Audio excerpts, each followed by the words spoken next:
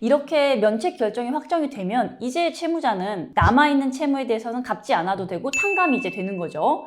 그리고 신용정보기관에 이러한 면책 사실이 통보가 되면서 이제 뭐 연체 기록이 삭제가 되고 신용 회복이 시작이 됩니다.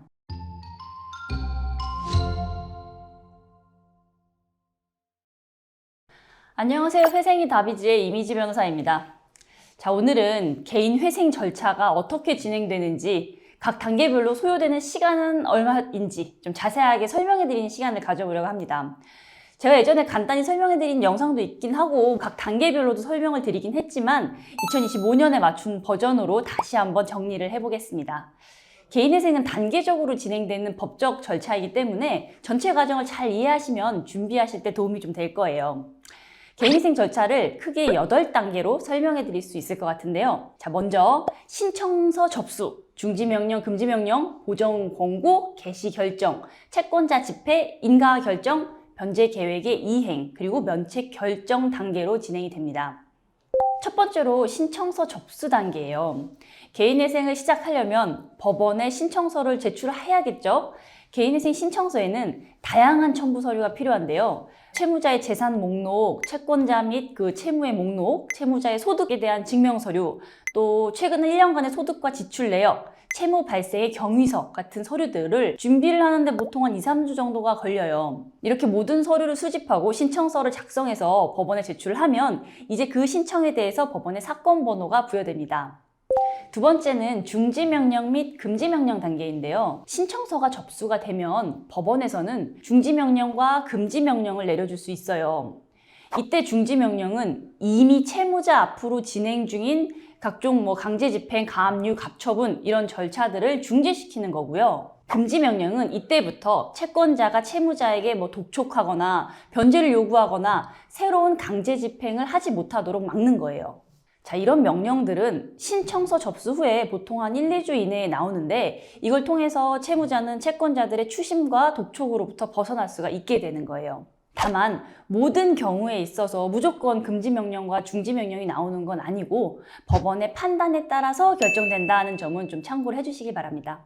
기본적으로 중지명령과 금지명령을 잘 안 해주는 법원도 있습니다. 자, 세 번째는 보정 권고, 보정 명령이 나오는 그 보정의 단계예요.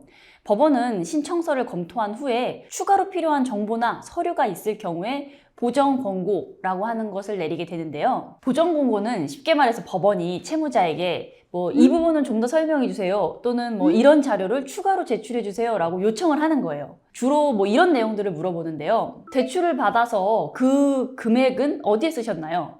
부동산을 언제 파셨던데 그 돈은 어떻게 사용하셨나요? 소득이 갑자기 줄었네요. 그 이유가 뭔가요? 도박이나 투자로 손실이 있었다면 그 부분을 좀 설명해 주세요. 이런 것들이에요. 이 보정 권고에는 성실하게 대응하는 게 정말 중요한데요. 보통 법원은 한 명의 채무자에 대해서 한 평균적으로 한 번에서 3번 정도 보정 권고를 내리는 편이고 그 각각의 보정에 대응하는 데에는 3, 4주 정도가 걸리는 편입니다. 물론 상황이 복잡하거나 자료가 많이 필요한 경우라면 좀 더 오래 걸릴 수도 있고요.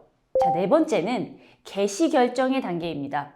보정 절차가 끝나고 이제 법원이 이 사람에 대한 개인위생 절차를 진행해도 되겠다 싶으면 개시 결정을 내려요. 개시 결정이 나면 이제 채무자는 변제금을 납부하기 시작하고요. 그 채무자에 대한 관리인이 선임이 되고 채권자 집행의 일정이 정해집니다. 자, 이렇게 개시 결정을 받기까지는 보통 신청서 접수 후에 3개월에서 6개월 정도가 걸리는데 사안이 복잡하거나 법원이 바쁘면 좀 더 오래 걸릴 수도 있어요. 다섯 번째는 바로 채권자 집행 단계인데요. 보통 개시 결정이 나온 후에 한 1, 2개월 이내로 채권자 집행 날짜가 지정이 됩니다. 채권자 집행이라고 하는 그 명칭 때문에 이제 들으시면 걱정하시는 분들이 많은데 실제로는 채권자들이 거의 참석하지 않아요. 특히 은행이나 금융기관의 경우는 거의 안 나온다고 보시면 되고요. 주로 그 같은 날에 집행 일정이 잡혀 있는 여러 다른 채무자분들이 함께 출석을 해서 이제 한 명씩 본인 확인을 하고 간단히 법원에서 안내사항 정도를 설명해 주는 정도라서 보통 몇 분 만에 끝나는 형식적인 절차라고 생각하시면 됩니다. 그러니까 너무 걱정은 하시지 마시고 신분증과 법원에서 요구한 서류만을 잘 챙겨서 출석을 하시면 됩니다. 다만 이 집회에는 꼭 출석을 하셔야 돼요. 불출석을 하는 경우에는 인가결정이 지연될 수가 있다는 점을 기억해 주시면 좋겠습니다. 6번째는 인가결정 단계예요. 채권자 집행 이후에 이 채무자에 대해서 특별한 문제가 없으면 법원에서는 인가결정을 내리게 됩니다. 이건 채무자의 변제 계획을 법원이 그래 이대로 진행해도 된다 이렇게 하면 되겠다라고 공식적으로 인정했다는 의미예요. 인가결정은 보통 채권자 집행 후에 한두 달 이내에 이루어지고 인가결정이 나오면 채무자는 이제 계획대로 계속 변제금을 납부하게 됩니다. 이 인가결정까지 전체의 과정은 일반적으로 신청서 접수 후에 6개월에서 9개월 정도가 소요되는데 법원과 사건의 그 복잡성 이런 것에 따라서는 1년 이상 걸리는 경우도 있어요.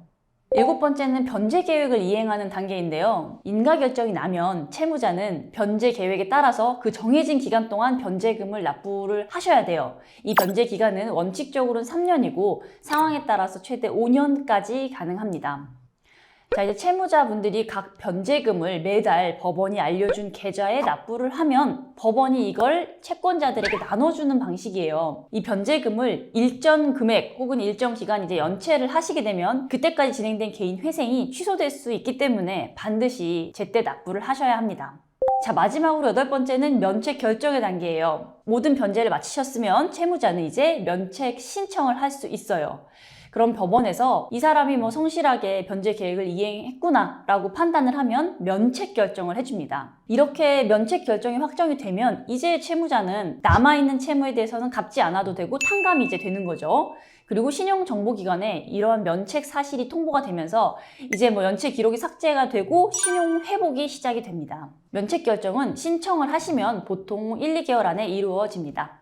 개인회생 절차는 이제 수많은 서류가 필요하고 어떻게 보면 지금까지 설명드린 이 절차가 복잡하게 느껴지실 수도 있지만 접수부터 최종 면책까지 평균 3년 이상의 시간이 지나고 나면 단계별로 이제 차근차근 이렇게 진행을 하시기만 하면 본인의 채무 문제를 해결할 수 있는 굉장히 좋은 방법이에요. 그리고 지금까지 이렇게 복잡하게 설명해드린 8단계의 절차는 결국 개인회생 절차를 대리해줄 변호사를 잘 선임하시기만 하면 대리인 사무실에서 각 단계별로 상세히 안내를 해주고 도와주시기 때문에 크게 걱정하실 필요가 없습니다. 자, 오늘 영상을 보시고 궁금한 점이 있으시거나 개인 회생에 대한 상담이 필요하시다면 저희가 고정 댓글에 남겨드린 저희 사무실 연락처로 연락을 주세요. 저희가 최선을 다해서 도와드리도록 하겠습니다. 감사합니다.